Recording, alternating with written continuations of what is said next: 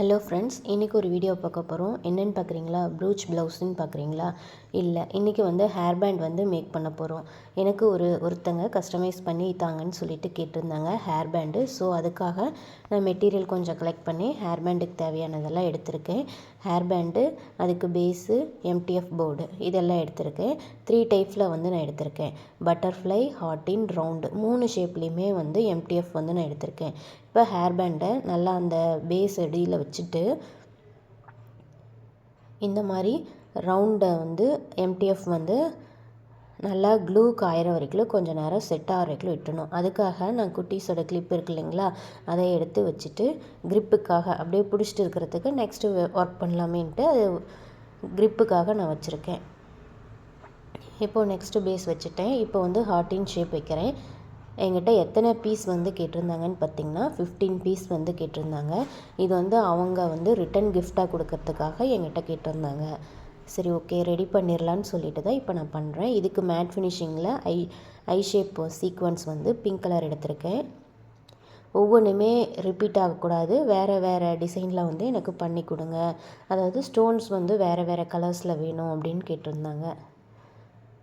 இப்போ ஃபஸ்ட்டு வந்து அந்த ரவுண்ட் பேஸில் லாஸ்ட்லேருந்து ஒரு சர்க்கிள் மாதிரி ஐ ஷேப் மேட் ஃபினிஷிங் குந்தானை வந்து நான் வச்சுட்டே வரேன். இப்போது நெக்ஸ்ட்டு வந்து உள்ளுக்குள்ளே அதுக்கு உள்ளே வந்து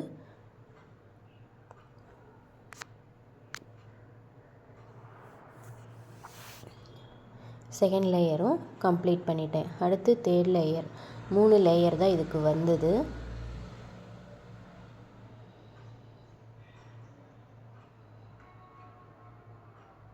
ஸோ தேர்ட் லேயரும் முடித்தாச்சு. நடுவில் வந்து ஸ்டோன் ஒன்று, கிளிப் ஸ்டோன் ஒன்று அட்டாச் பண்ணுறேன். இப்போது நெக்ஸ்ட்டு எம்டிஎஃப் என்ன எடுத்திருக்கேன்னா டைமண்ட் ஷேப்பில் ஒயிட் கலர் ஸ்டோன் வந்து எடுத்து பேஸ் ஃபுல்லாக ரவுண்ட் பேஸ் ஃபுல்லாகவே கம்ப்ளீட் பண்ணுறேன். இந்த மாதிரி உங்களோட குட்டீஸோட பர்த்டே அல்லது கிட்ஸ் ஆக்சசரிஸ் இந்த மாதிரி ஏதாவது கஸ்டமைஸ் பண்ணி தரணுன்னா என்னுடைய நம்பருக்கு வாட்ஸ்அப் பண்ணுங்கள் அல்லது கால் பண்ணுங்கள். இப்போது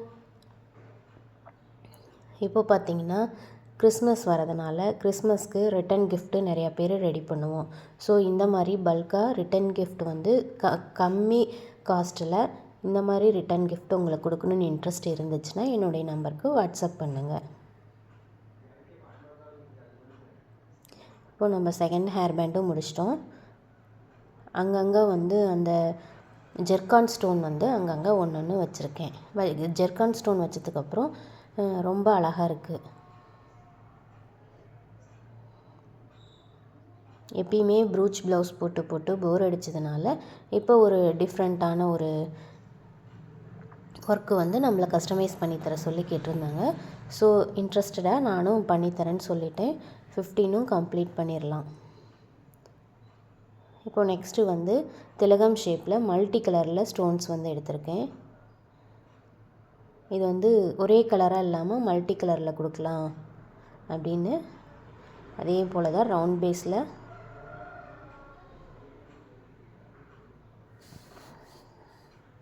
அங்கங்கே கொடுத்துட்டு வரலாம். ரவுண்ட் பேஸ் முடித்ததும்